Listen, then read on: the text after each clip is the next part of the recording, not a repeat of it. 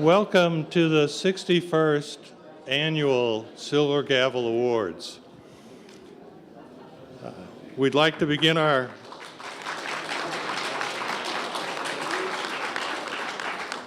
Before I introduce the President of the American Bar Association, I'd like to briefly offer some thanks.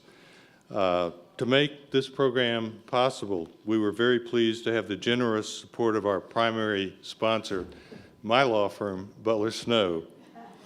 Additional support, thank you. Additional support has been provided by a number of individual sponsors. We would like to thank them for their support of the Silver Gavel Awards. I'd also like to thank the members of the Standing Committee on Silver Gavel Awards, the 45-member or so screening committee that makes it possible. And also, I'd like to thank the ABA staff that truly makes this possible, a very special group of people.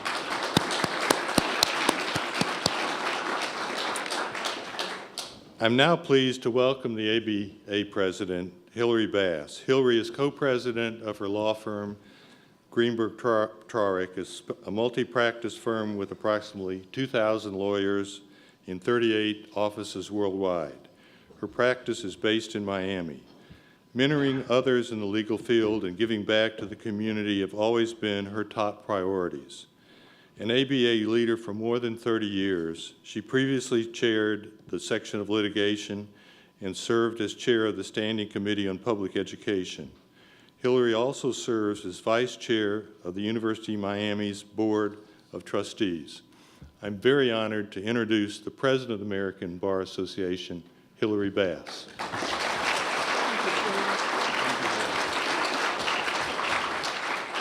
Good evening, and thank you all for being here.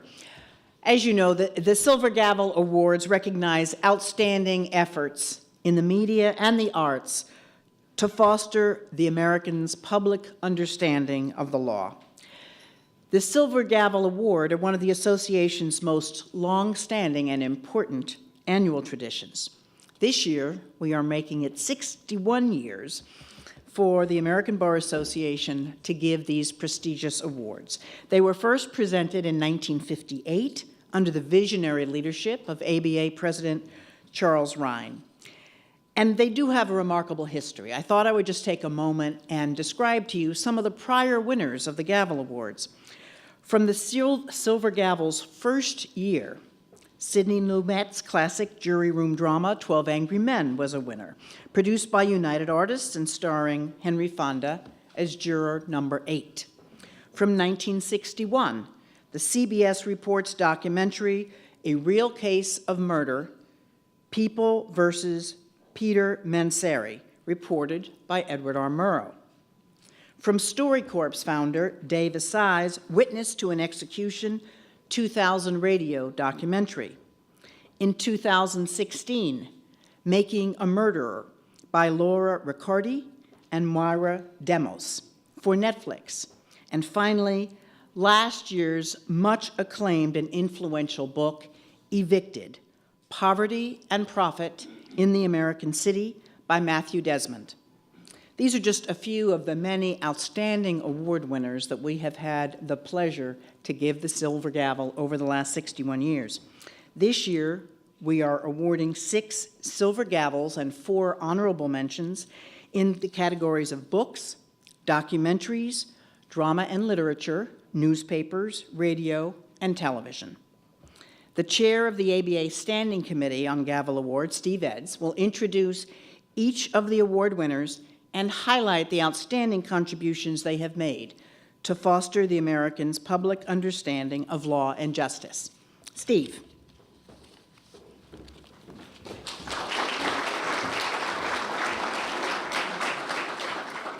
Thank you, Hillary. We'll now begin with the honorable mention citations.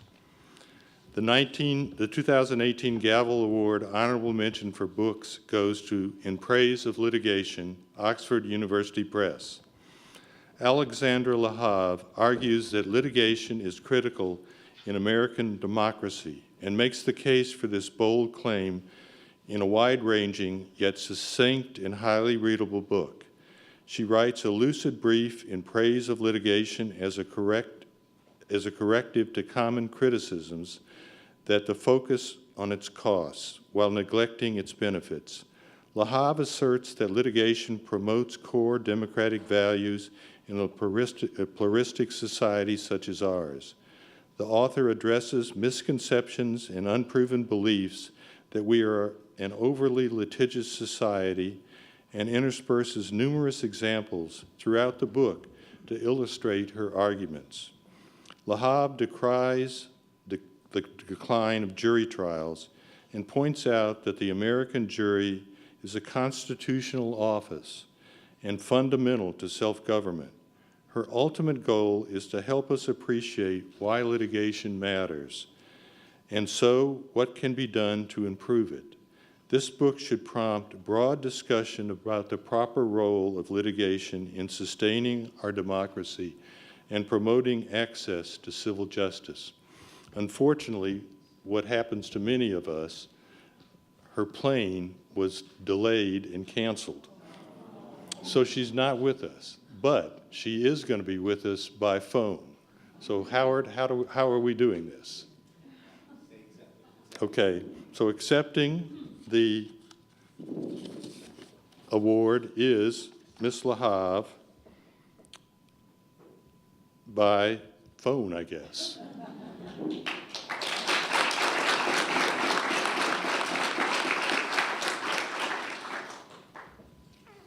Thank you so much.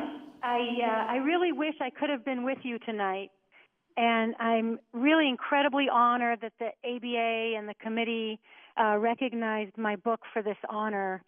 And in many ways, the book is really about you, the lawyers and judges, who every day breathe life into the democratic values that we share by enabling ordinary people to stand up for their rights and to right wrongs as equals before the court. And this work, as you know, is more important now than it ever has been. So thank you all for participating in this great project. And I really appreciate the opportunity to participate by phone, even though I couldn't be there in person. Thanks very much.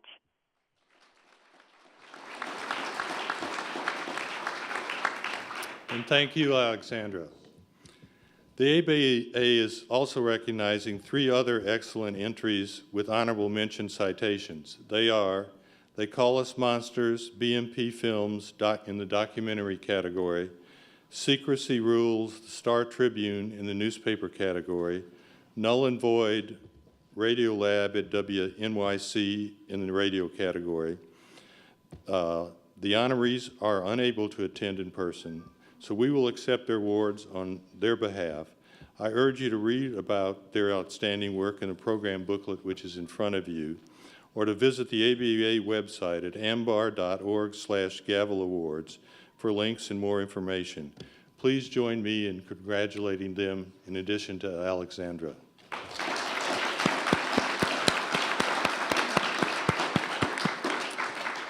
And now for the presentation of the Silver Gavel Awards.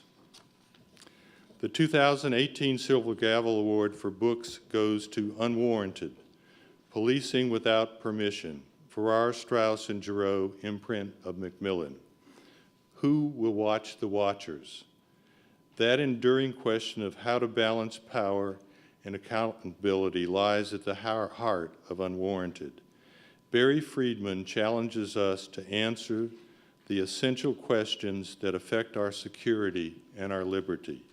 His book is both a condemnation of complacency and a call for us to act. Unwarranted is an invaluable and timely contribution to the public debate about the role of policing in our constitutional democracy. In his interview with the ABA, Friedman discusses why people should care about policing, the challenge he faced in writing the book, and what he hoped to accomplish with Unwarranted.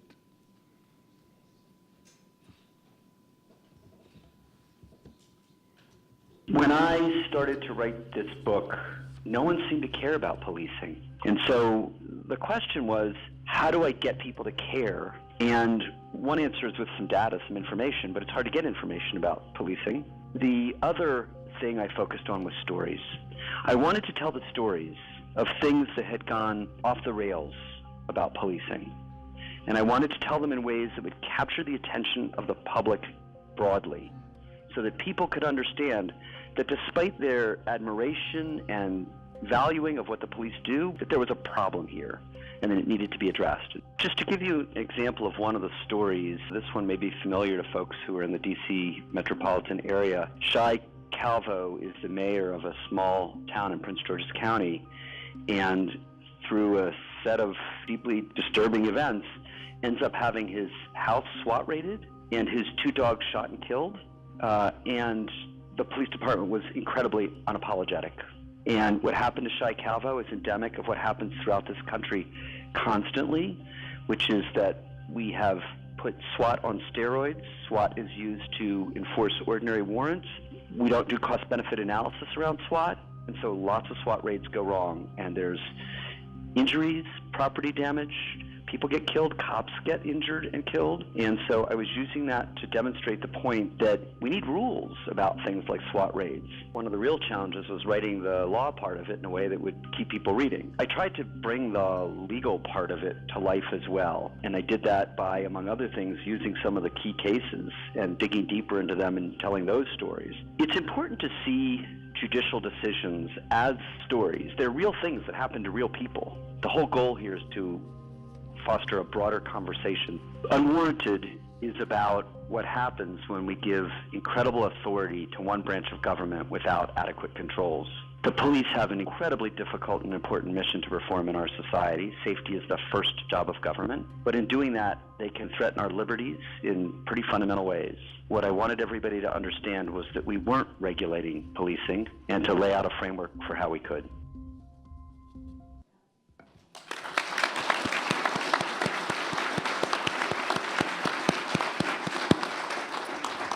Accepting the Silver Gavel Award is Barry Friedman, its author.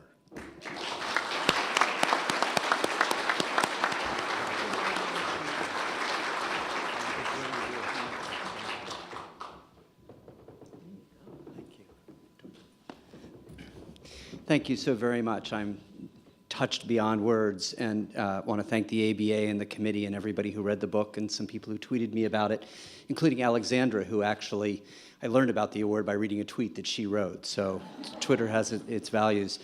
I want to thank a few people, and then I just want to say a couple words. I want to thank my agent, Christy Fletcher, and my editor at FSG, Eric Chinsky. A story about him in just one second. I want to thank the deans who supported this work. I want to thank legions of research assistants who helped pull out these unbelievably heart-wrenching stories about policing going off the rails and just destroying people's lives entirely. I want to thank my family who puts up with me as I write, including my 14-year-old daughter, Samara, who's here with me tonight on her first business trip with Dad. This is a pleasure trip, sweets. Sometimes they're not this fun. So I set out to write this book right after 9/11, when everybody was talking about how we had to reel back our liberties, and having followed policing and looked what the war of terror had done, the war on drugs had done to all of our liberties, I wasn't sure what they were talking about. And I got working on the book, and FSG actually passed on it when I first sent them the proposal, though they had published my first book, The Will of the People, which is about public opinion in the Supreme Court, so that's not relevant at all right now. But they called me in and they said they had really been affected by the stories that I was telling, and they decided they wanted to publish it, but they had a pro tip for me. And the pro tip was, when writing a book proposal, don't say I'm writing a book about something nobody cares about. Lesson learned, but it's incredible to think that nobody did care about policing all the way up to 2012. And then there were a couple of events that really just shook us all, I think. Edward Snowden's revelations about the government collecting data on all of us without permission, and the events in Ferguson, Missouri, which showed what policing can look like when it goes wholly off the rails. Since that time, I've started a not-for-profit at NYU called the Policing Project, and we work daily on these issues to bring the public's voice to policing, to bring law to policing, democratic principles to policing. We work in challenged neighborhoods in Chicago. We've helped the LA Police Commission write rules for releasing body camera footage after officers shoot somebody. We write principles and policies for facial recognition and predictive policing. And we work daily, every day, hand in glove with law enforcement agencies across this country, and I have met more incredible people dedicated to keeping us safe, but also folks who understand that legitimacy and trust requires democratic participation. So I just want everybody to remember that when it comes to the use of force and it comes to government surveillance, it's all of our responsibility, and we all got to keep an eye on it and participate. Thank you so very much.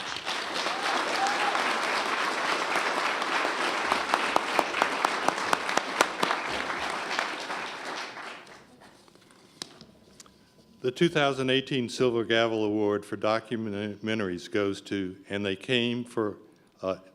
Then Came for Us, Ginsburg Productions. In 1942, President Franklin Roosevelt signed Executive Order 9066, leading to the forced incarceration of 120,000 Japanese Americans, 2/3 of whom were American citizens. The documentary, And Then They Came for Us, powerfully recounts this dark episode in our nation's history, knowingly framed in context of its lessons for today. The documentary reminds us of how important it is to sustain constitutional values that protects all persons under American jurisdiction from being deprived of liberty without the due process of law, and that such liberty requires eternal vigilance. We begin by screening the documentary's trailer. Filmmaker Abby Ginsburg then talks about how and why she became involved in this project, and also why she thinks it is so timely today.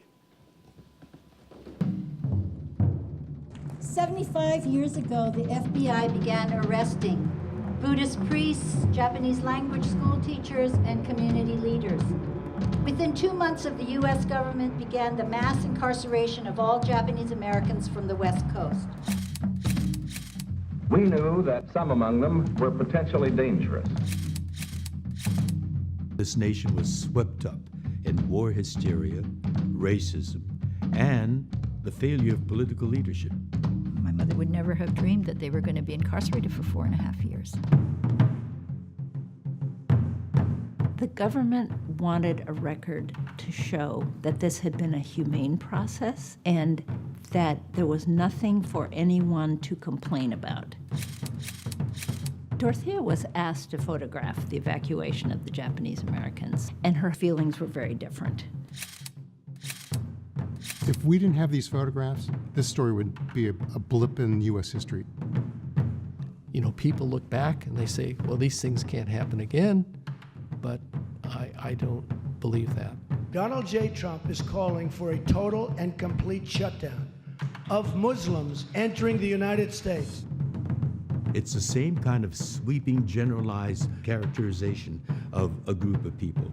Right after Pearl Harbor, the soldiers came to get us.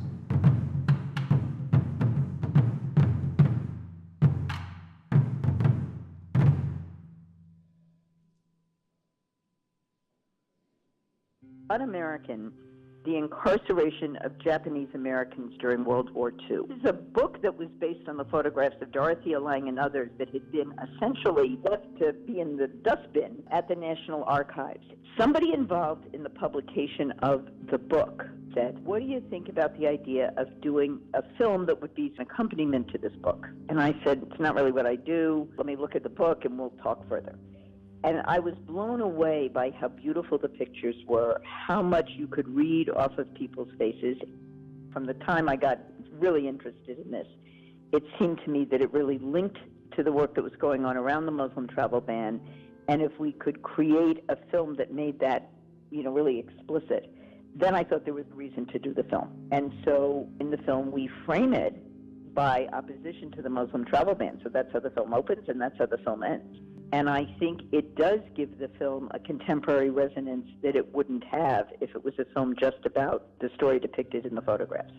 George Takei is one of the most important opponents of the Muslim travel ban today, and a speaker who can really describe in great detail what happened to his family during the incarceration.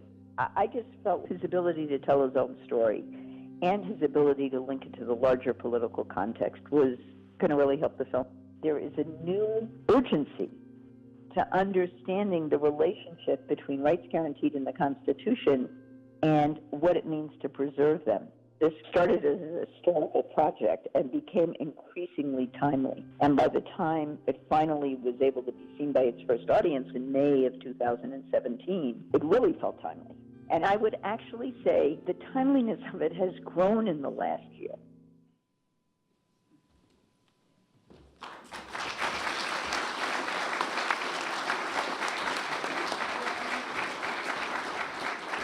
Accepting the Silver Gavel is Abby Ginsburg, co-director and producer. Thank you. Thank you so much. Okay. So, although you don't have to be a lawyer to love the Silver Gavel Awards, sometimes it helps. And in a former life, I was a lawyer. And I think that has something to do with the stories that I've chosen to tell over a 30-plus year career as a documentary filmmaker. I also was once, many, many years ago, a member of the Silver Gavel Screening Committee. So I need to say thank you to those folks because I know how hard it is to vet all those submissions. So kudos to them.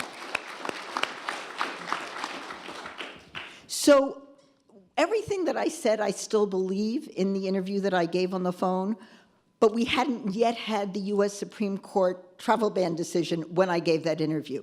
So I just want to say exclamation point, exclamation mark after that, because we're in a moment where I feel like the public education aspect of this film and the role that it's playing out in the world has really become even more important. And that's a little bit because of what's dishonest in the Muslim travel ban decision. On the one hand, they quote overrule Korematsu as having been terribly decided back then and it's never been good law. And on the other, they basically reinstated all the reasons for which Korematsu was upheld back in 1942. So I feel like we're in a kind of Korematsu moment. And the notion that the government is once again relying on national security as a reason why we need to exclude Muslims and on essentially racist stereotypes about the people that we are keeping out is so reminiscent of what is depicted in both in my film and in the story about the Japanese American incarceration. And if you did not read it, on this past Sunday, there was a fabulous op-ed by, I'm going to screw up her name, but Michiko Kakutani, who was the former book critic for the New York Times. And she describes, you know, the challenge that her family faced when they were sent to Topaz incarceration camp in the deserts of Utah. Just read it. It summarizes why my film is important and why raising the consciousness of the American people about what is being done in our name right now, and it is obviously not just around the travel ban, it is at every border crossing, it is through the incarceration of children, it is about the separation of families, all of which happened back in 1942, but I don't think most of us thought we would be fighting against this today. And so I have to say thank you so much to the Silver Gavel Committee for, you know, recognizing the film and recognizing the film, the work that the film is trying to do on the ground. We have been very active taking the film to colleges, to high schools, even to some middle schools. We have worked very hard to make it available to people who, in churches or synagogues or wherever they want to show it, just show it. That's sort of our theory. So if any of you come from communities where you think this would be a good film to show, it's not that long, it's only 50 minutes, please talk to me before this event is over. Because my goal is to make it easy for you to get access to the film, to either watch it for yourselves or to share it with your communities. And normally, again, if it wasn't in Washington, D.C., but Satsuki Ina, who you see at the very beginning of our trailer, normally comes with me. She's the one who says, my mother never thought we would be incarcerated for 4 years, and they were in Tule Lake. You know, people did not know what was happening, and if you read the newspaper today, we are again at a time when the children and the parents have no idea, when they're going to see each other again.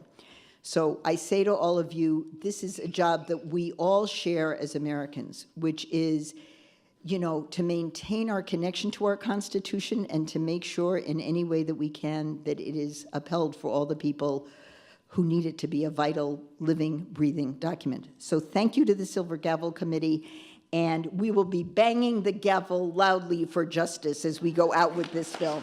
Thank you.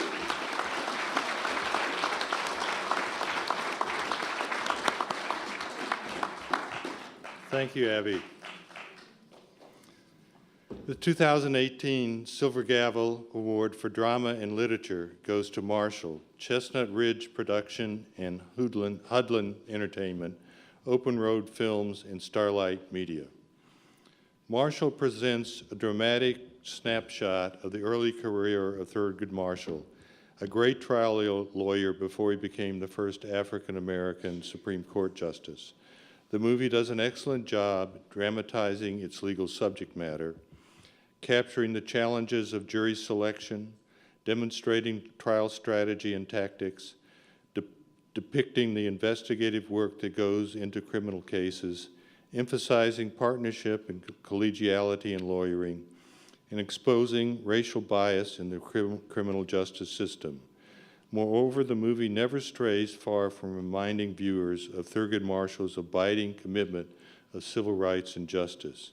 After we review the movie trailer, screenwriter Mike Koskoff talks about how the project came to be, what the title Marshall means, and what its most important message is.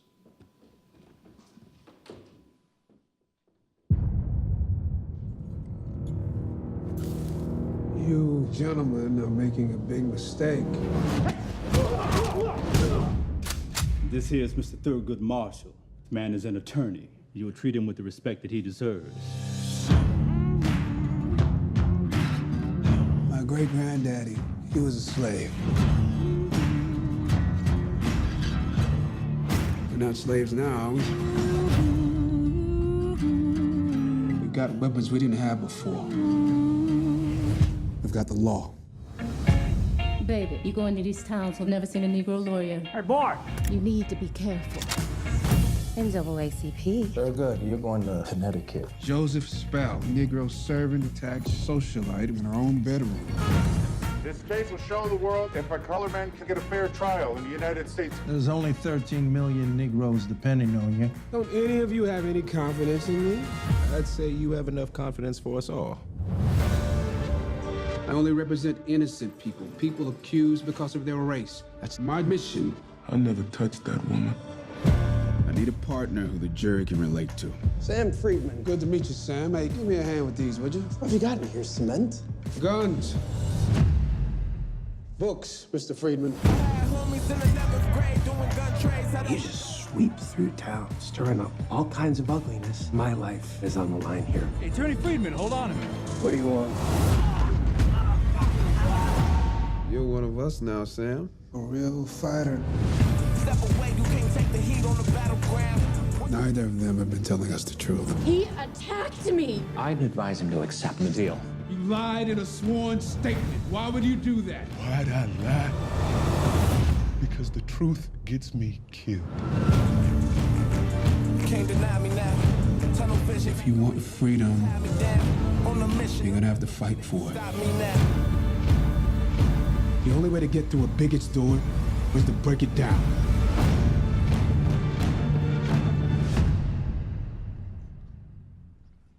You can't stop me now.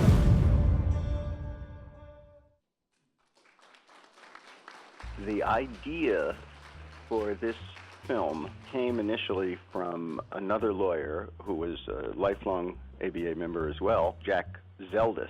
Jack told me a story about a trial that had taken place in Bridgeport, where I practice. It had taken place in 1941. The name of the case was The State against Joseph Spell. Joseph Spell was an African-American itinerant worker with a criminal record. To defend Spell, a young Jewish lawyer from Bridgeport agreed to take the case.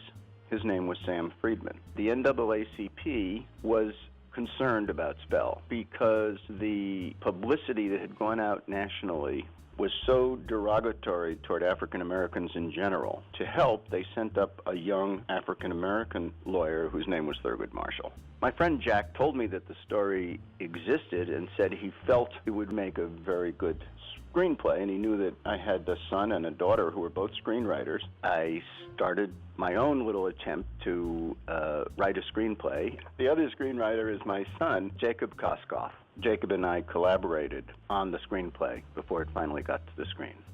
When it came to the title, it is Marshall, as in Thurgood Marshall, the man who was many years later to go on and try Brown versus Board of Education and to become the nation's first African-American Supreme Court justice.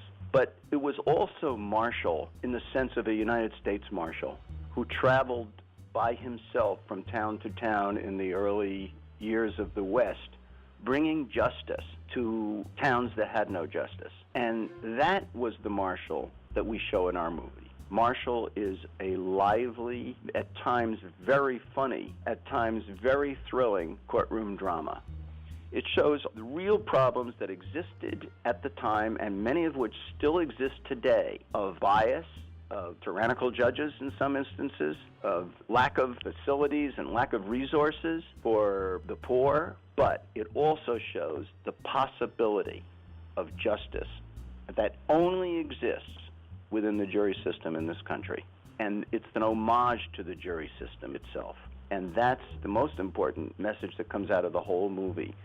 The jury system is at risk today in this country. There are forces who want to eliminate it and who want to curtail it, both in the civil realm and in the criminal realm. And this movie talks about and shows its importance.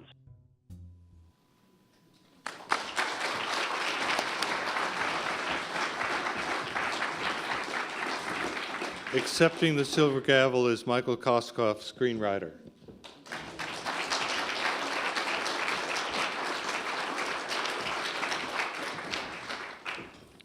So I guess the question is, what's a guy who's been at the bar for 52 years doing writing a screenplay?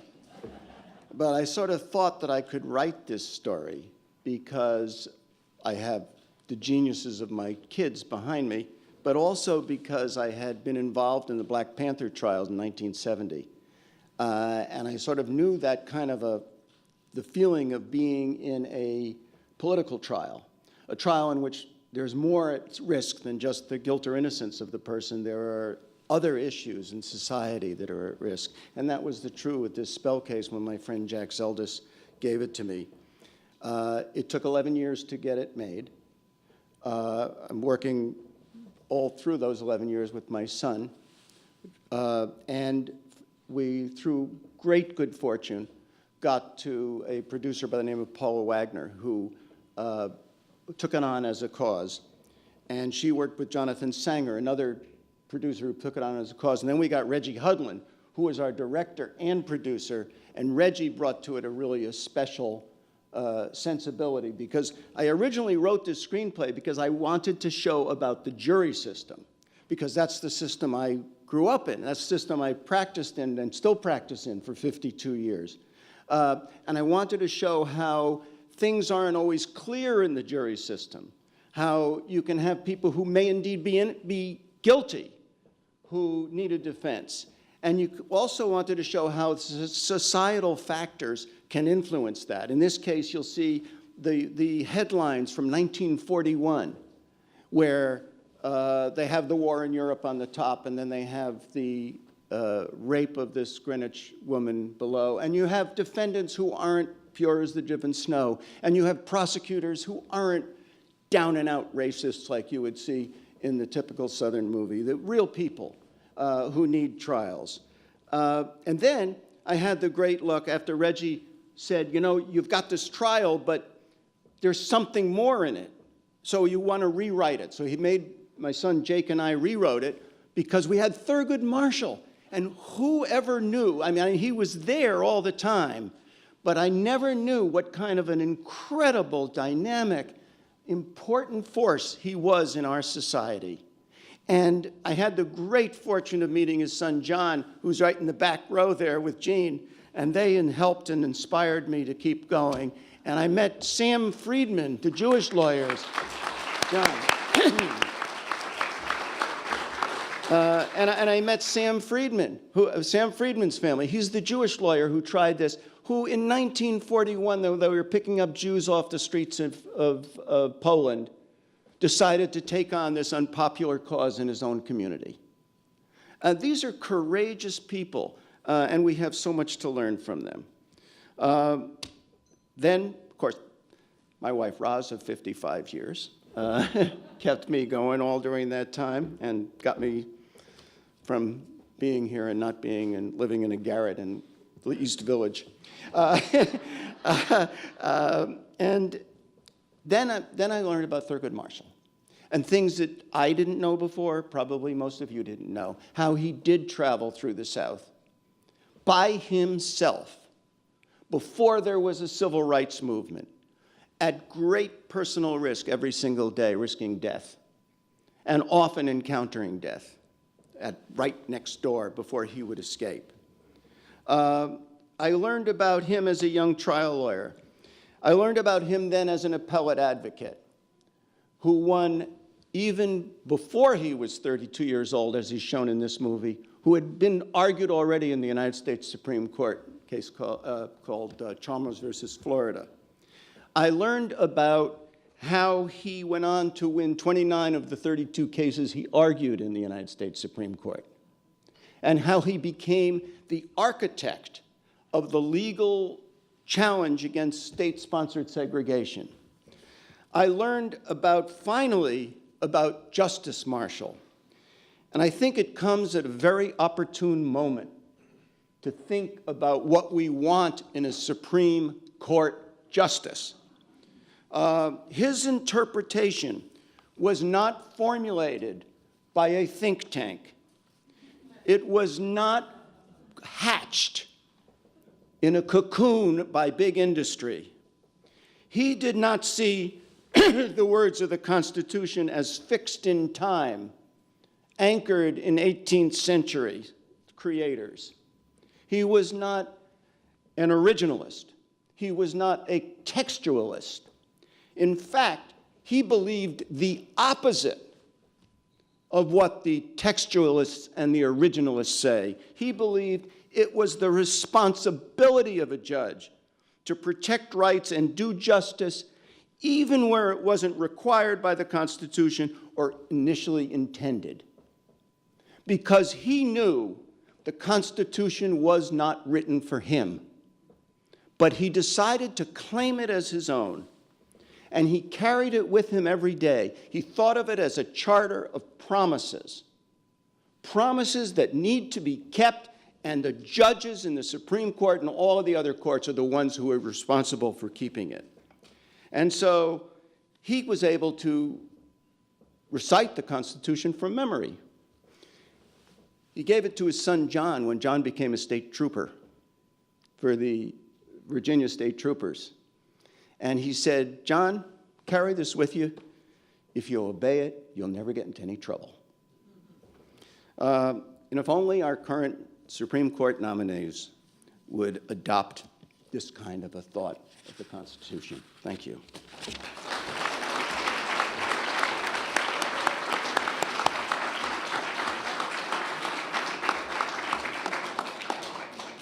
You forgot something. I didn't leave my glasses here, did I? No.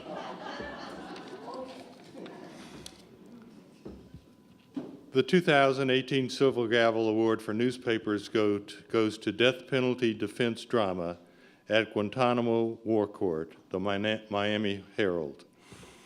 The Death Penalty Defense Drama at Guantanamo War Court is a must-read newspaper series on the military commissions created after September 11.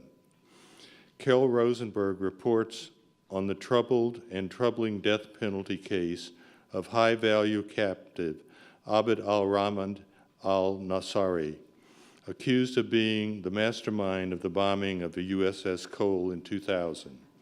Informed by her deep knowledge of and long experience at Guantanamo, Rosenberg skillfully integrates historical context and legal analysis into her coverage of this unique beat.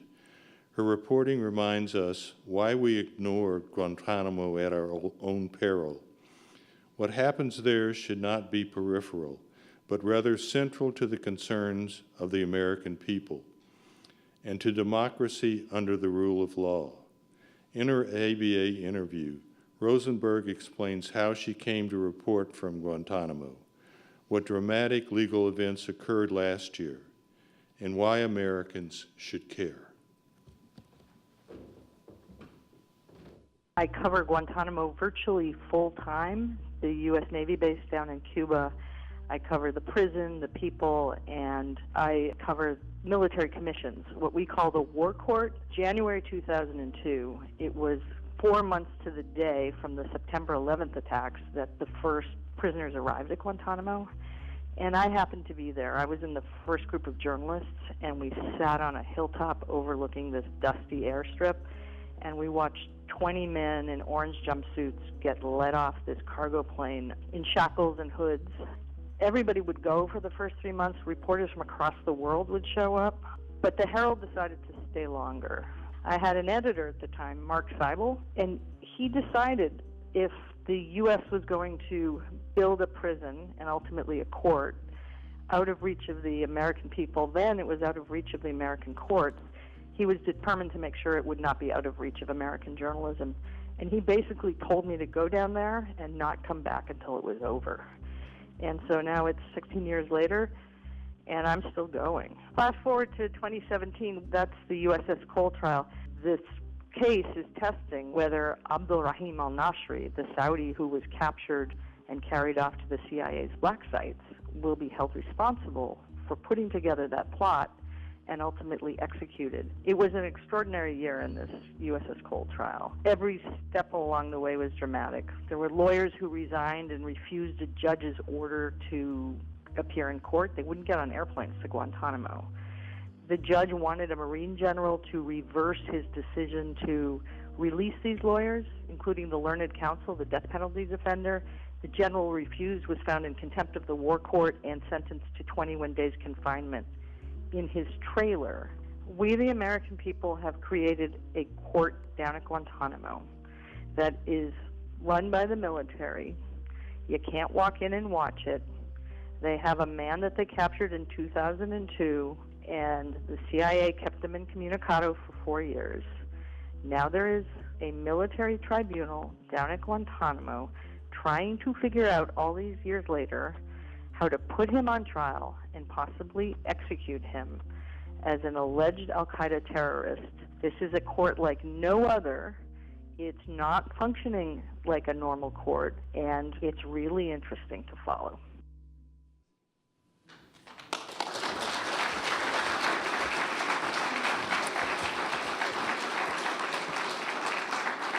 Accepting the Silver Gavel are Carol Rosenberg, Military Affairs Reporter, and Dave Wilson, Senior Editor. And Dave's not here. Did you want to come up? Apparently not. Okay.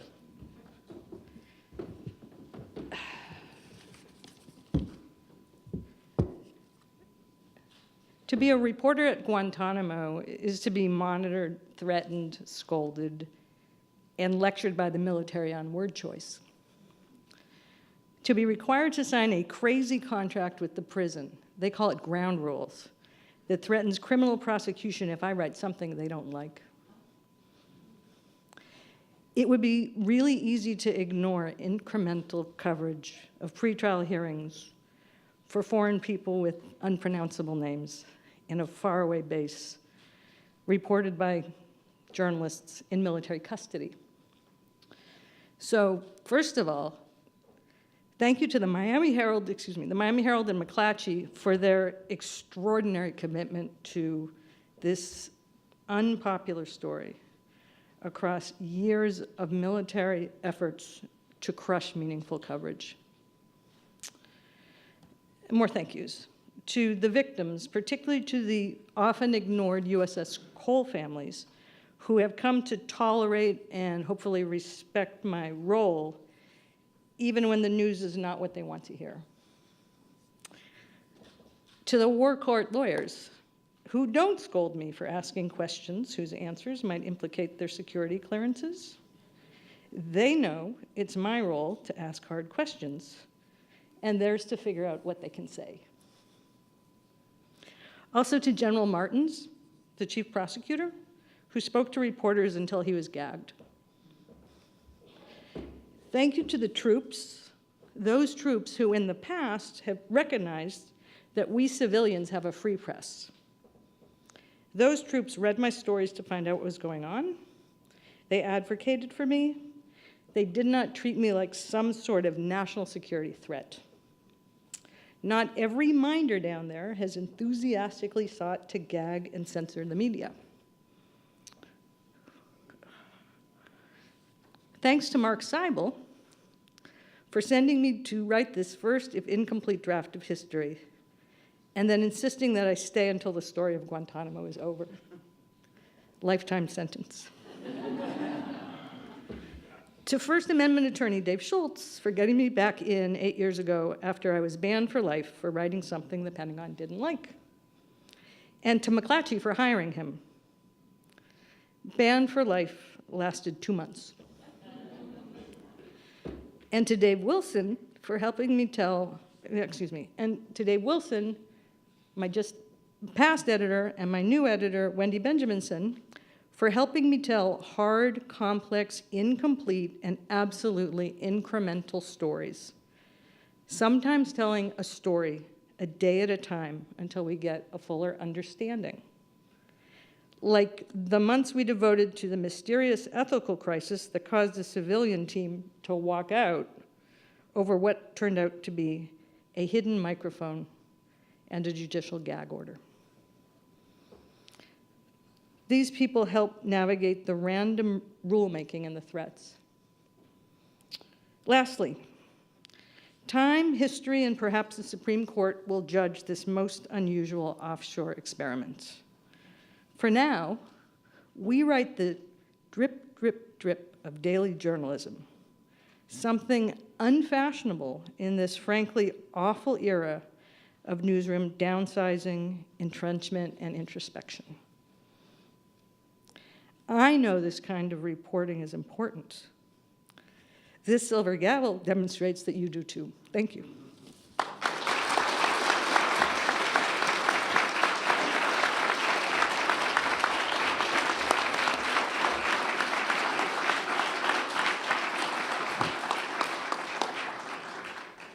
The 2018 Silver Gavel Award for Radio goes to Breakdown, Season 6, A Jury of His Peers, the Atlanta Journal-Constitution.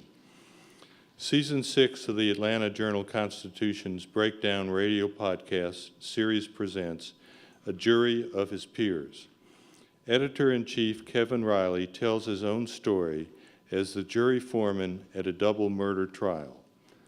The horrific crime itself may initially seem routine, but Breakdown presents it as both a complex tale and a tragic one. Listeners learn that these jurors come to take charge of democratic citizenship very seriously.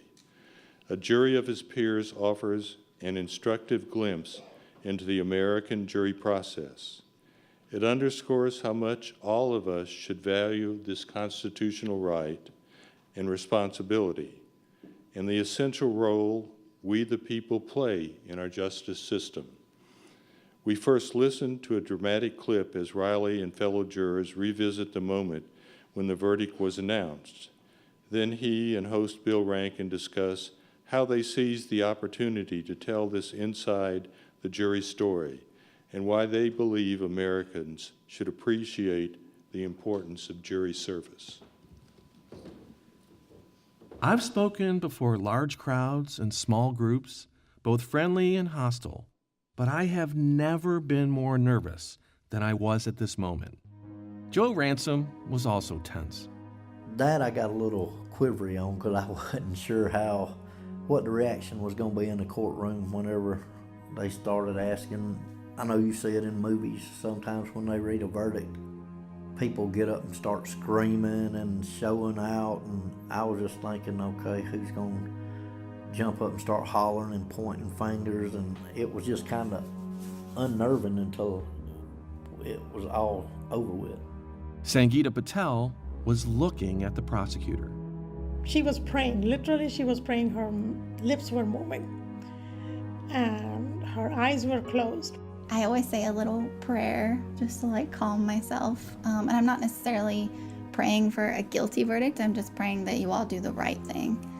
I begin reading the verdict, and I can feel my voice quivering. We, the jury, find, I feel like I'm gonna faint. as to count 1, murder, It was very emotional for me. guilty. I had to hold back tears. As to count 2, murder, It was just overwhelming to have that much power over this person's fate. guilty.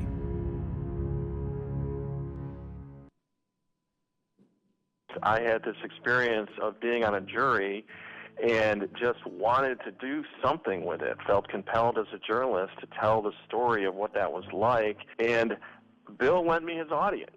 He's got a huge following on his Breakdown podcast, and it's become a gem of a thing for the AJC.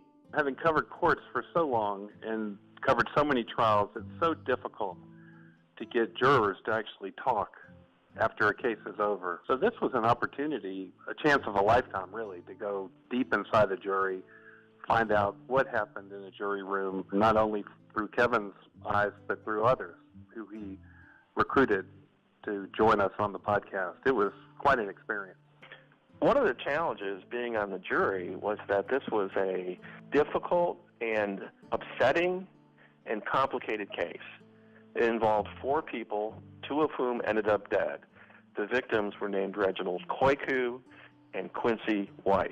One of the hardest parts of producing the podcast for us was the decision about how to structure the story, what to reveal when. And we decided that we had to create enough interest in the case itself to start. Then we had to get people to come along with me on the experience of being chosen as a juror and then later picked as the foreman, to really engage the audience and put them right there in the jury box and in the jury room so that they could feel like they were firsthand observers.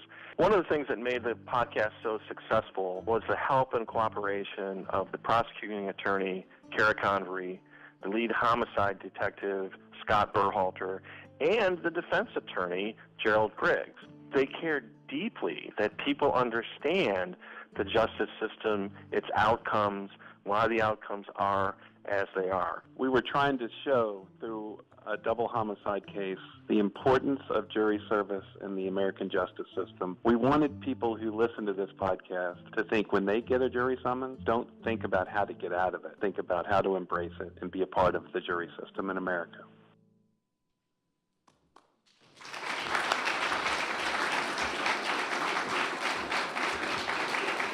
Accepting the Silver Gavel are Kevin Riley, Editor-in-Chief, and Bill Rankin, Legal Affairs Reporter.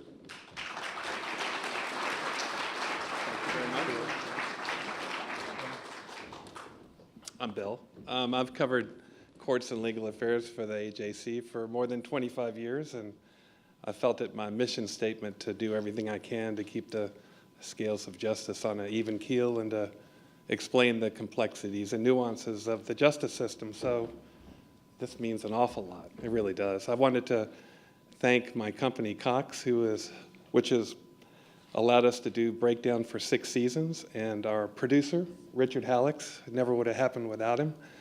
He was the glue that put all this together. But it was a true joy for me. You don't get to work with the editor of your paper very often, and I did. And thanks, Kevin, for letting me go along. I hope it's not lost on this crowd tonight that 2 newspapers are being honored. I know it's a little odd for us to end up in the radio category through this audio project, but I really appreciate that the ABA has chosen to do this at this moment in time. You heard a little bit from the folks that the work of the Miami Herald and a little bit here about the Atlanta Journal-Constitution. And at a time when the newspaper industry itself is under a lot of duress, that duress being financial, but also part of this larger issue in our country of media being harshly criticized to where we are questioned about whether we are truly telling the truth as we work relentlessly. But I hope that many of you realize, and I would submit, that so many great works of nonfiction, including some we've talked about tonight, have their origins in a newspaper story.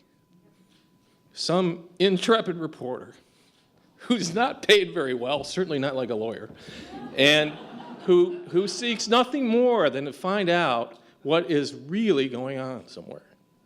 And so I hope you'll keep that in mind. And when you go back to wherever you go tonight, whether it's here in Washington or elsewhere, I ask you to read your local newspaper and subscribe to it, because this work is so important. Thank you.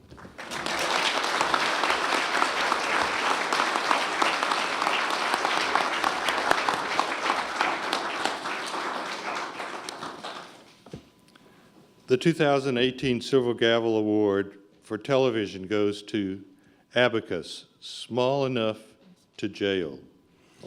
PBS Distribution, Frontline, and ITVS, Mitten Media, Moto Production, and Keratin Films Production. Abacus, Small Enough to Jail, raises difficult questions. Why did a small family-owned community bank in New York's Chinatown merit prosecution, but not the large institutions that nearly crashed the global financial system?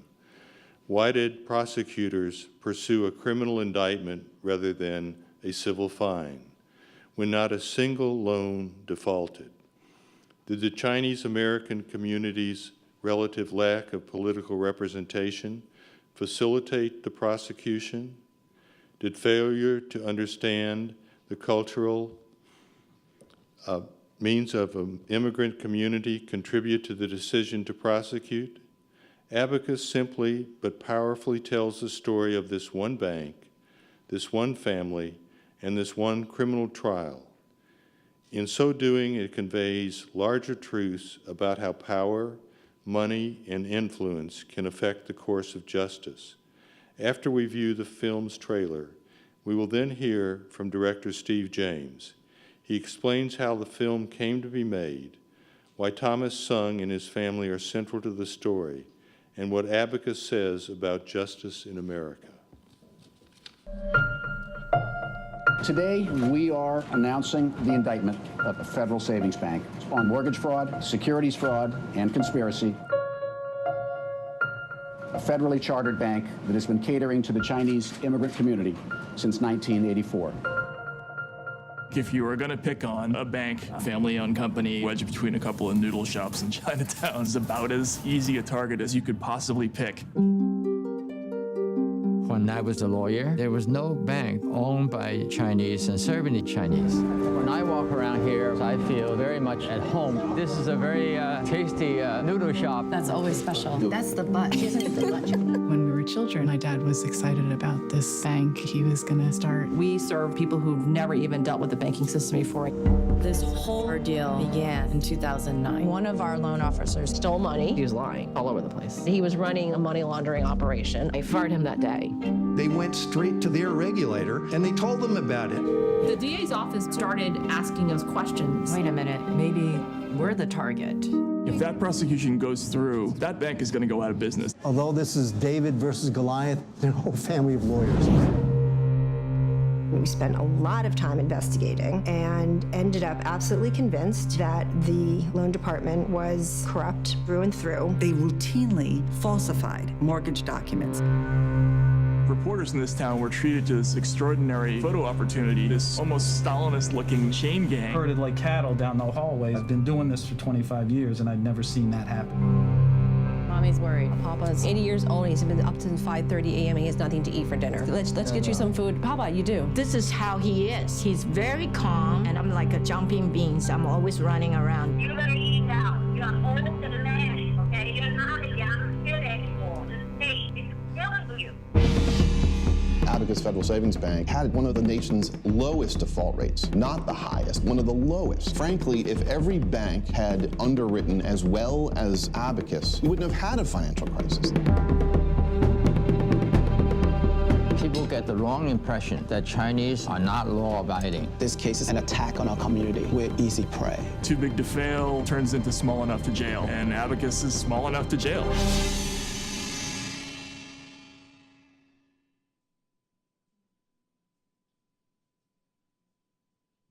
The impetus for Abacus came from producer Mark Mitten, who was friends with the Sung family, and he heard through them directly that they were about to go to trial over these charges of fraud, and they were to become the first and only bank to face criminal prosecution in the wake of the 2008 mortgage crisis. Thomas Sung is a Chinese immigrant to America. In 1985, he began Abacus, Federal Savings and Loan, to address the needs of members of the Chinatown community. One of the things we heard more than once was that Thomas Sung was something of a George Bailey in that community. Abacus is a very small community bank in Chinatown whose mission was to serve the community, much like George Bailey in It's a Wonderful Life felt the same duty. Back in 2003, the bank faced a run that could have put them out of business easily, but Mr. Sung did much of what George Bailey does in the movie, is that he appealed directly to the customers to calm down and that everything would be okay. And he, through his charm and through the trust that he had in that community, was able to stop the run.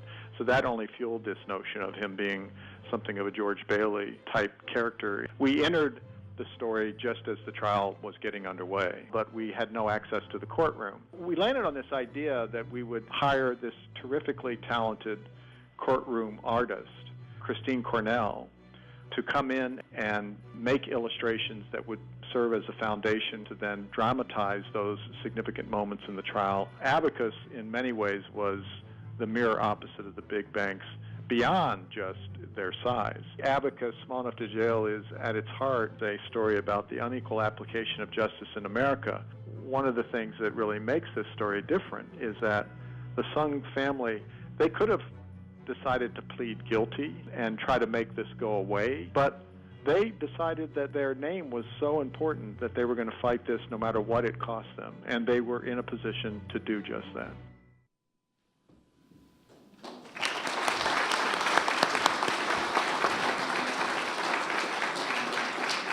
Accepting the Silver Gavel are Steve James, director, and Mark Minton, producer.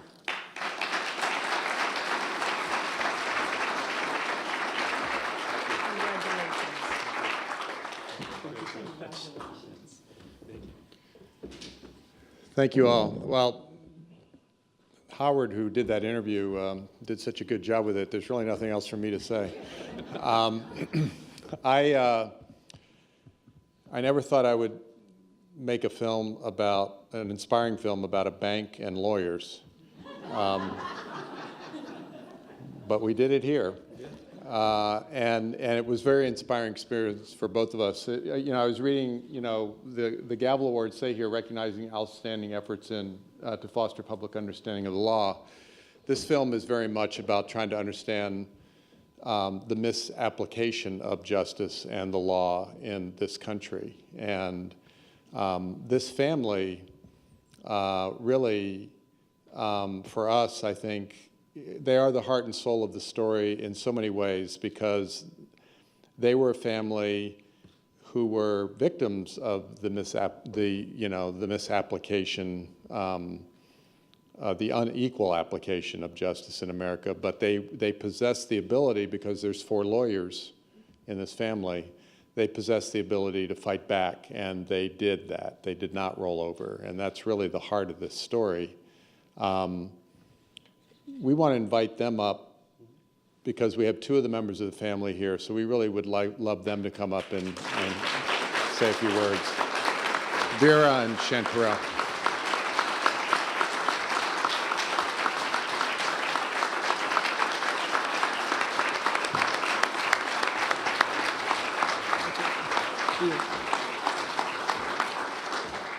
we want to thank the ABA again for finding their way to award this silver gavel to us.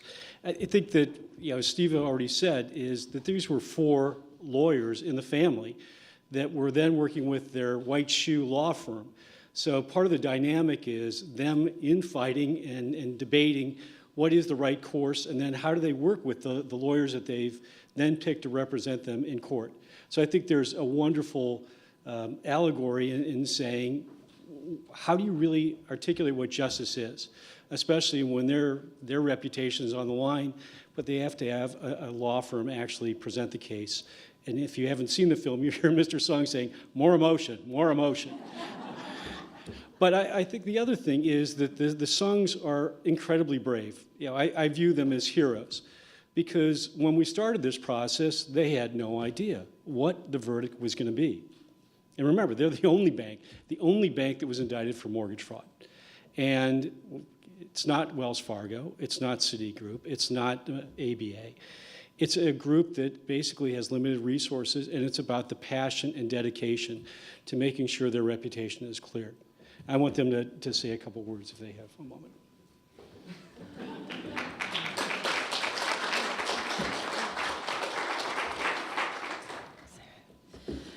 Okay, as much as this has been a journey for us of despair, pain, loss of faith, even betrayal, it has also been a journey of what love of and for one's family and community means, and most of all, a journey of gratitude. We are so grateful to the American Bar Association for this award. This award is especially meaningful to us, being a family of lawyers. Your recognition of this film serves as a reminder to us all that our quest for justice is sadly just one of many, and that most do not end like ours with liberty intact, but tragically end in a wrongful conviction, a wrongful plea of guilty, imprisonment, and even death. This award serves as a reminder that we as legal professionals must be ever so mindful to recognize our own biases, for we all have them, and to consciously cast aside these biases as we carry forth in our role as lawyers. We must ensure that no matter how big or small, rich or poor, no matter the color of our skin, liberty and justice is for all. Also, we are so grateful to our director, Steve James, producer Mark Mitten, all our other producers, and our distributor, PBS Frontline, without whom our journey would never have been documented and shared with the public at large. You have given others hope. As one viewer of the film wrote to us, albeit all may not have the resources to fight, but being able to win this truth prevail sometimes proves enough for all to stand for something, as opposed to falling for anything. His words remind us that we must have the courage to fight for what is right. In the words of Lincoln, let us have faith that right makes might, and in that faith, let us, to the end, dare to do our duty as we understand it. Thank you.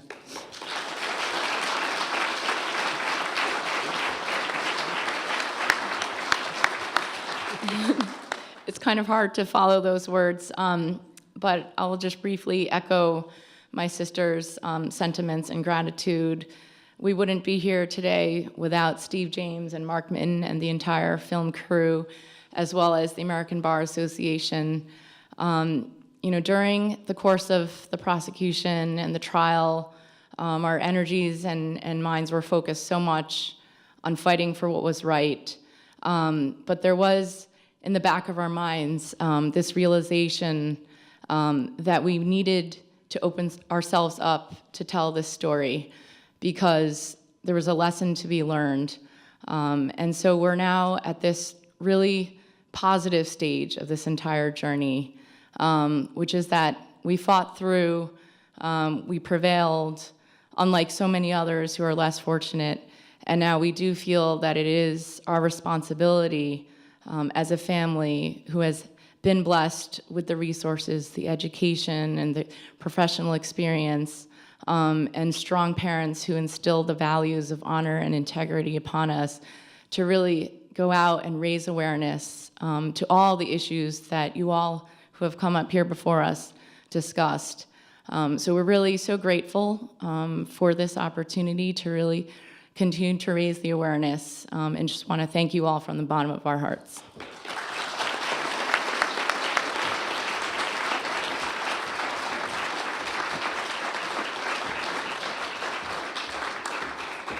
Wow.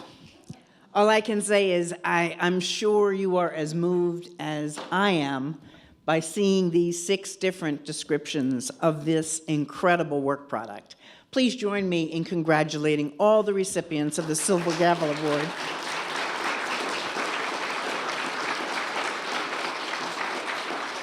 And let me also just take a moment to thank Steve Edds for his leadership as chair of the Standing Committee, as well as to thank the 18 members of the Standing Committee and the 45 people on the Screening Committee.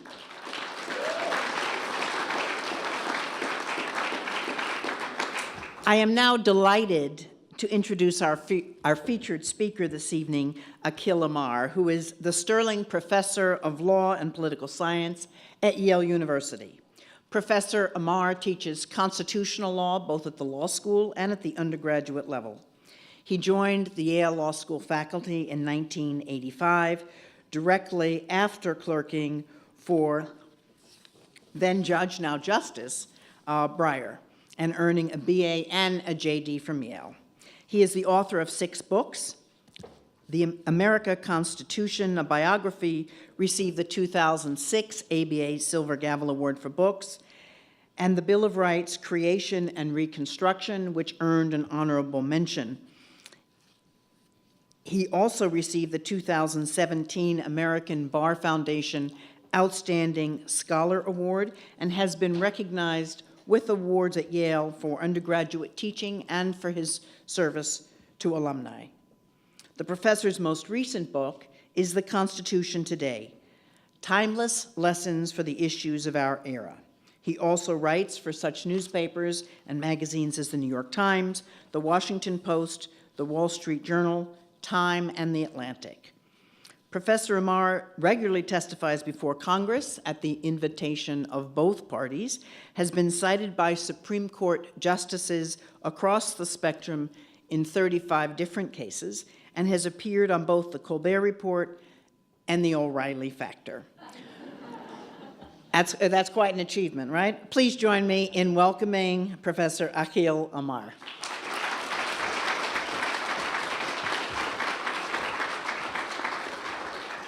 Madam President, distinguished honorees, ladies and gentlemen, it's an honor to be with you all as this extraordinary organization honors some extraordinary institutions and individuals, and you've heard from some of them right now in this room and on the screen, so you know just how extraordinary these institutions and individuals are. It's a great, your invitation to me to be with you today is a great gift. And I want to talk a little bit about gifts and about honor. And you've heard a lot about honor and honors. And I want to try to use this meditation on gifts and honor to think more broadly about our legal and political ecosystem and the role that the Silver Gavel Awards plays in particular in this complex legal political ecosystem that involves academics, legal academics, and lawyers, the American Bar Association, and journalists of all sorts, print and broadcast, and judges, you've heard them mention it, and other government officials, and the broader public. So it's a large ecosystem, and how do gifts fit into this? What are honors or awards all about? We're going to, that's a large world, our ecosystem. So let's, as academics are wont to do, let's begin by simplifying. So we're going to just imagine a little desert island. There are 2 people on it. We can call them Abbott and Costello or whatever you like. And don't worry, they're going to be rescued soon enough, and they know that help is on the way. But they've got to make their lives as pleasant as possible until that happens. And they've got some coconuts and some pineapples, and not much more. Now, in this stylized story, you might say, well, how can they add value? How can they improve their situation at all? So this is Econ 101. Well, it turns out that Abbott has 10 coconuts and Costello has 10 pineapples, and they can't really do much else. They don't, and then help is going to come. But can they improve their lot at all? Well, Econ 101 says, well, there's this thing called a trade, a barter. So maybe, actually, 5 coconuts for 5 pineapples might make each better off because there's what economists call diminishing marginal returns. After a certain point, how many coconuts do you really want? They go well together. You can make some virgin pina coladas. So a trade is proposed. This is barter. And we're still 2 people, same desert island, same number of coconuts net, same number of pineapples, but they're better off in this interesting way. Value has somehow been created. So that's what I learned first day of Econ 101 way back when. Okay, so now that's, we haven't gotten to gifts yet. We haven't gotten to honor trade. But we've gotten to creation of value. How do you create value in the world? Okay, well now, our world is a little bit more complicated. Here's one problem. There's more than 2 people in the world. And unless you can actually find the person who wants to trade with you, which is a very complicated transaction, especially before the internet comes along. So you have coconuts and you want pineapples, and so you want to trade with someone who has pineapples and wants coconuts. Well, so now there's this amazing invention that comes along. It's called money. Okay, because now actually you don't, maybe you want corn. Maybe you want wheat, but you can trade your coconuts or pineapples so you can get money, and then in turn you can get wheat or wool or cotton or whatever you like. And maybe actually corn, maybe you don't want it immediately. What you have to offer right now is something, but you're going to want to defer your gratification. Maybe the corn hasn't been harvested yet, something like that. So money is this amazing thing. It's a store of value. You can hold it over time. It's fungible. It's impersonal. You don't have to decide maybe now just what you want. It's this amazing invention. Okay, but now think about gifts. Okay, so now it's a complicated world. Now I've told you a story. It's so powerful. Money is great. You can use it for all these things.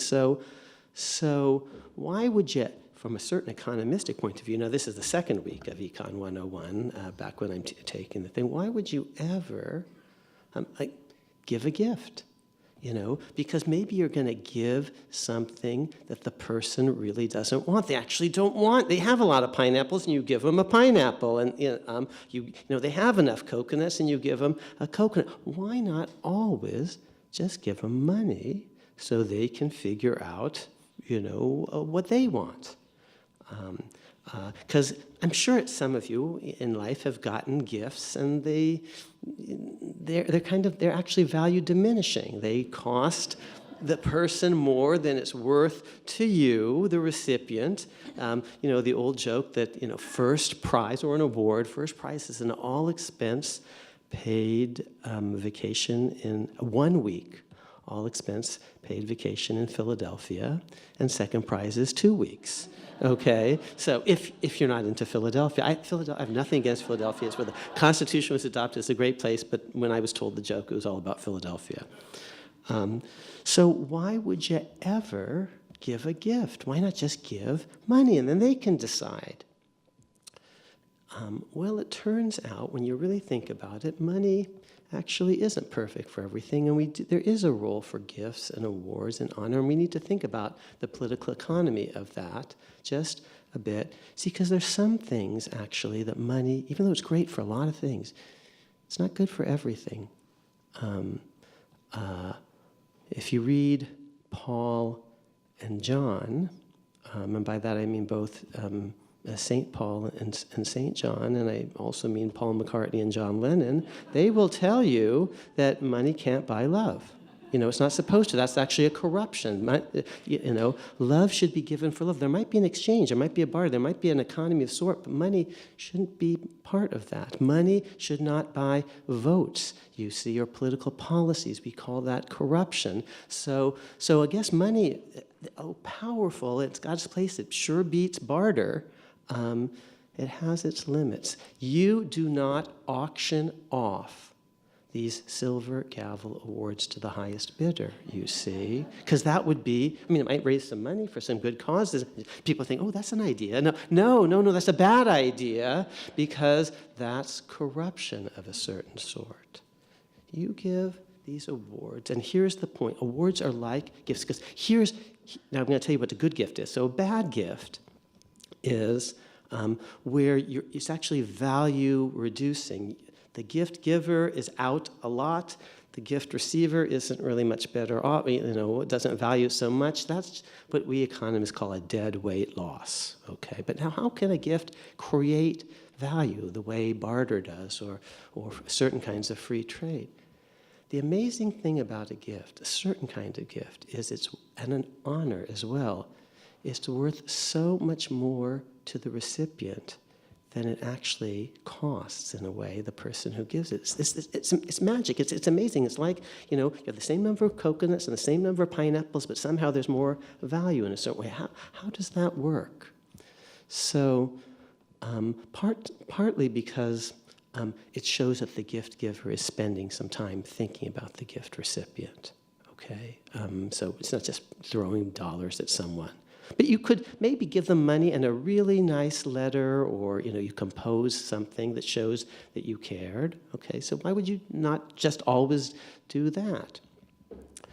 Well, because sometimes it's nice to have a physical token. Okay, that's nice too, because money is just a piece of paper or something. But that's a gavel. And you can put it on your shelf, and every time you look at that, you sort of remember what that moment was like when you were up here and you got it. So that's something. We're people that sort of values physicality in a certain way. But there's more, I think, than that. So if it's Father's Day and my son gives me $5, very, hard-earned, and I guess I could go out and buy a little World's Best Father trophy, for that $5. But, it's not actually the same, because I bought it. I can't know that, and I might think, oh, I'm the world's best father. No, it means it's so different when he gives me a World's Best Father trophy, you see. There's some things that you can't quite give yourself. Others have to give it to you, and there's a value created in that, and there's a relationship and a bond. And this is true of gifts. It's true of honors and awards of a certain sort. Okay, and now, our world is becoming just a little more complicated than two people on a desert island. Okay, so now let's talk about the complex political economy that we have today. And it involves law professors and lawyers and journalists of various sorts, and government officials, and the broader public. And what the Silver Gavel Award is actually about at its best is actually pulling together these communities in a certain way that's very important. So back a long time ago, I'll just take, for example, lawyers and judges and professors and journalists, we actually talked to each other a lot more. And judges paid, and law professors are actually thinking about what judges and government officials are doing. And judges and government officials are reading what law professors produce. And firms are actually interested in reading law review articles, and law professors are interested in writing for a legal audience of thoughtful attorneys, and professional journalists are part of the whole conversation here. And our world is pulling apart, you You see, if you're in a law school, many law professors care more about their reputation with other professors in other departments. They're moving toward economics and political science and history and philosophy, and they're not as interested. And the lawyers, you see, they're moving away. And these are things that are happening in the world because the American lawyer is going to publish 4 times a year the PPP, the profits per partner, and now it's much more about how much money you're making, and because this is our new world. It's a world in which information actually has a downside as well. So lawyers are interested in moving up in the law firm world, and academics care about their reputation with other academics, and the judges are saying, we need some help out here, and the law schools aren't. The law professors are not being helpful at all. They're not reading what we have to write and giving us useful suggestions. We're just generalists. We're not experts, but they're not actually trying to think about problems the way they're presenting themselves to us. And journalism has been completely hollowed out. And you've heard several people talk about that today because of a business model. See, because back in the old days when there are 3 networks, they're going to spend a lot of money maybe trying to investigate things, wrestle them to the ground, and then when they produce the story, they get the credit for that. Now, the disadvantage is there may be only 3 networks or only a few newspapers, but they're actually investing in the production of information for the rest of us because they can capture some of the reputational gain. Well, that doesn't work anymore, where the Miami Herald or the Atlanta Journal-Constitution does all this work, all this investigation. They publish the thing, and then 5 minutes later, everyone tweets and retweets. It's an amazing world. Lots of more people can participate, but they can't capture really the full benefit of all the work they do, and that creates a problem. What's the business model? How do they monetize the value that they're really creating for the world? I want to say just one word again, because there are good things and bad things about what's happening to our world. Some of this is actually enlightenment. More people can actually participate in the conversation. More outlets. People. Everyone's a publisher. It's just called. This is a printing press. Back in the old days, you see, there were only a few printing presses in America. Everyone has a Twitter handle. I don't know quite how it works, but my children have explained to me that I could tweet things out and be connected to anyone in the world, so lots more participation, but who's being incentivized to do really serious, deep work? Because you can't capture the full benefit of it. Enlightenment is a great thing. Enlightenment is about the spreading of information. It's about the spreading of light and truth. Here's what enlightenment is about, because it's not quite like coconuts and pineapples, you see. Because if someone who wants a coconut and there aren't any, you might have to pay someone to produce it, and it's going to take time and effort, and then they have it, and then you have it. But if it's the sort of thing where one person produces a coconut, you don't need to pay for it. You're going to get it when that person makes all the investment. You can free ride on that. Well, that's a different sort of thing, and actually information is like that. Here's where we get the idea of enlightenment. So there's one coconut. You eat it, I eat it, we can't both eat it. That's not how light works. That's what enlightenment is about. Thomas Jefferson gives a famous example of what enlightenment really is, and it has a good side, but we're also seeing the downside of informational economies. Here's what enlightenment is about. I have a candle. It's lit. Now, I can light your candle, and now you've got a candle that's lit, and my candle is still lit, you see. I'm not losing anything. I generate an idea. I find a fact in the world. I make an argument, and then it's out there, and you can have access to it, and I haven't lost anything. It's amazing when you think about it, how actually enlightenment can spread light and truth, literal light. When you look from outer space, down on planet Earth, North Korea is dark. There actually is no light there. And so enlightenment has these amazing properties, and we're getting more people involved in some ways. More people can tweet and produce and can crowdsource things, but it's also hollowing out journalism in a very big way.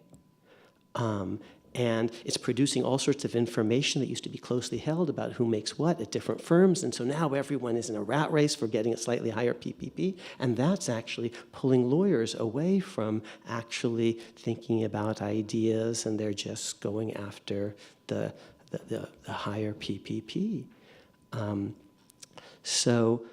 Yes, it's amazing that folks in the legal academy are more connected than ever before to people in history departments and philosophy departments and all the rest, but there are costs to this too.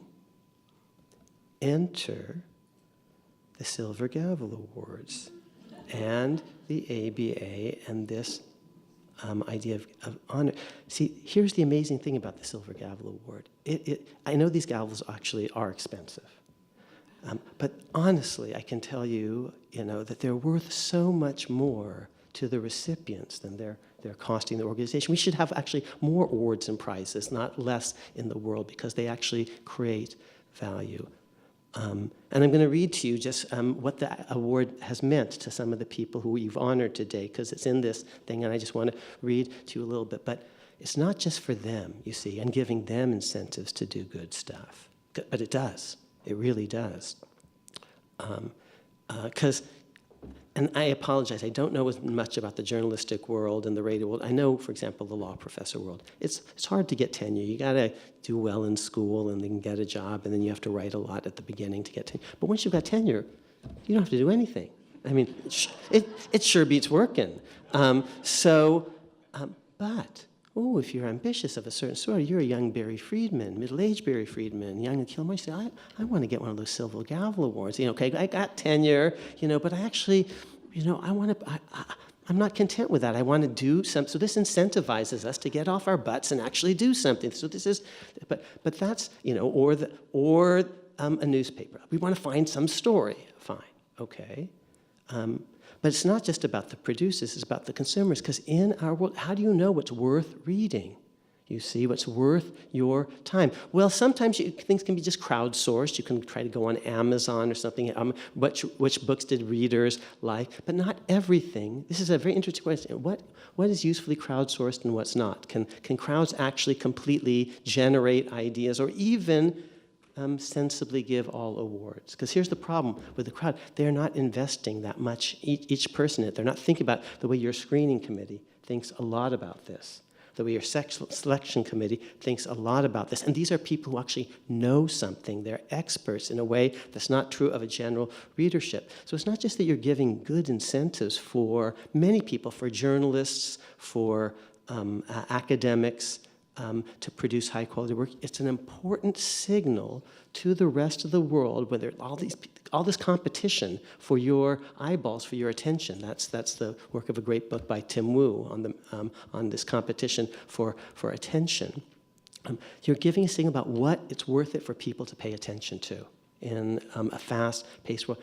That is hugely valuable. It's just an extraordinary service for someone for an institution to do that well, and you do that well. Present company, excluded. Just year after year after year, you find these amazing things, and you bring them to the public's attention to foster public understanding of law. So I just want to now read to you what the people whom you are choosing to honor tonight have said. Several of them in the interview were asked, what does winning the Silver Gavel Award from the ABA mean to you? And by the way, and I mean to include the people who get honorary mention too. See, because it does, you can have the Gavel Award and someone else can have honorary mention, and it doesn't take anything away from you. You see, these are value-creating things. Okay, so here's one from Reginald Hudlin. It means so much to all of us. Some of the nicest compliments we've received from trial lawyers who normally can't stand to watch movies and TV shows set in courtrooms because they are so inaccurate. You see, you're privileging getting it right. It's also very reassuring to hear so many lawyers, to hear so many attorneys say they went into the profession because of Thurgood Marshall. Wow. It's hard to have a better role model than Marshall. It's great we didn't let them or the Marshall family down. one of the themes of actually the Gavel Awards in the past has actually been often to champion not just accounts about law, but the people involved, the lawyers and others. And of course, there is no greater lawyer in the last 100 years than Thurgood Marshall. Well, here's Carol Rosenberg. What does winning the Silver Gavel Award from the ABA mean to you and your newspaper? This is a tribute to the Miami Herald and its owner, McClatchy, for their devotion to reporting this most important, often ignored chapter in U.S. history. See, it also sends up, so people are going to pay attention to it now, ordinary people. It also sends a powerful message to some in the military. So now our government officials are actually paying attention. You want judges to know what's important, the government itself. It sends a powerful message to some in the military who see supporting media coverage of the pretrial hearings as a nuisance or optional. The award puts the people who are administering that court on notice that the American legal establishment is watching. And then this extraordinary story. I just got back from Guantanamo, where I was with mostly first-time reporters going through the detention center. It had nothing to do with the court. Admiral John Ring runs the operation down there. There are 40 prisoners. On 2 occasions in front of the troops, in front of my colleagues, he congratulated me on winning the Silver Gavel Award. If there's any doubt in anybody's mind that this is important, the man in charge of Guantanamo Detention Center knows that the Miami Herald won it and thought it was a big deal. Wow.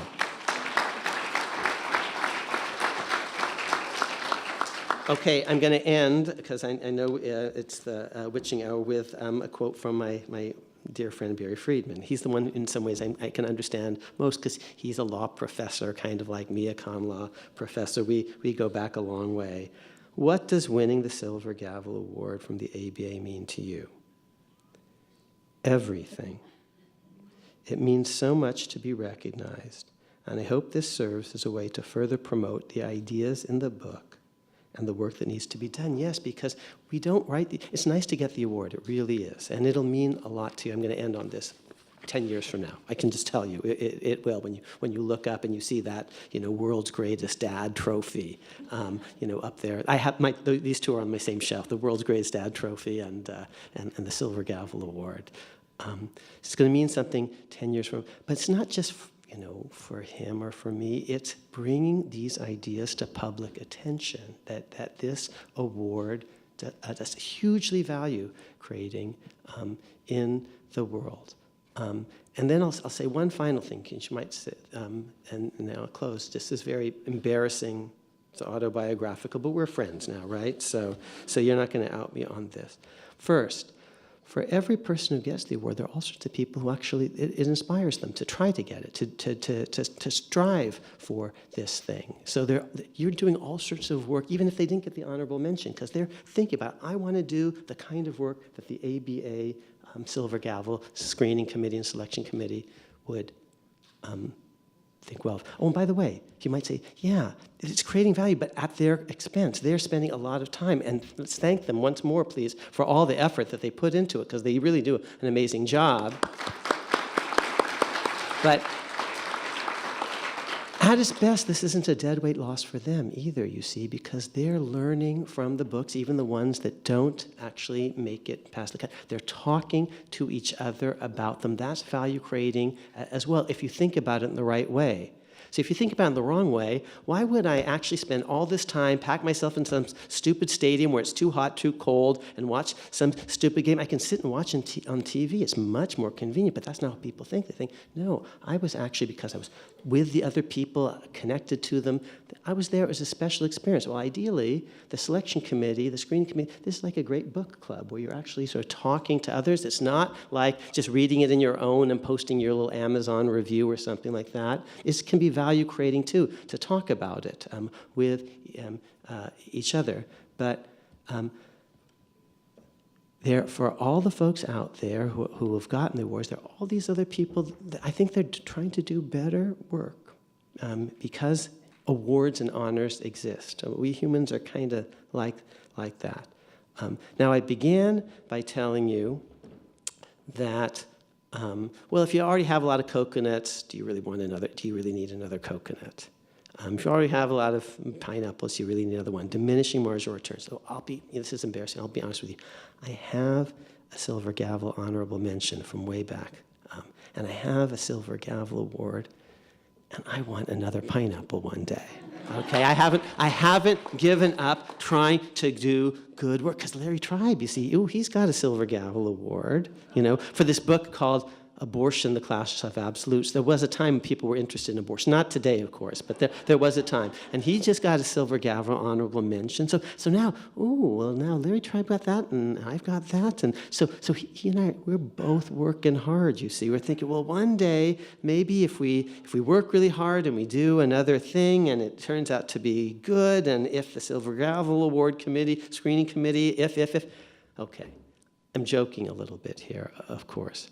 But what I want to persuade you of is, in a larger sense, this seemingly small thing is located at the intersection of a very interesting ecosystem that's a fragile one, that's actually in peril. Awards and gifts create value. They are worth more to the people who receive them than it costs to the people who give them. We should have more of them in the world. We should spend more time saying nice things about other people and institutions and what they do well. You are, in this way, in my view, making the world a better place. Thank you.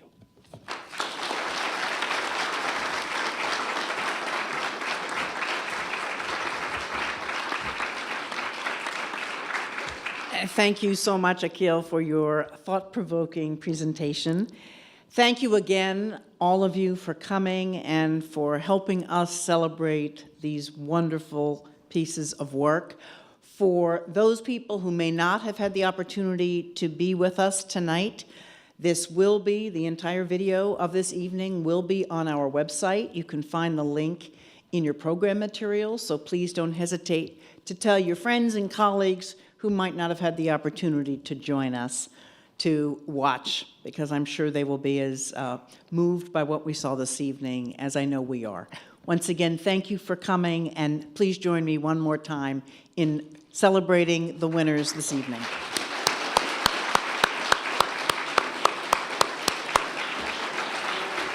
Good evening.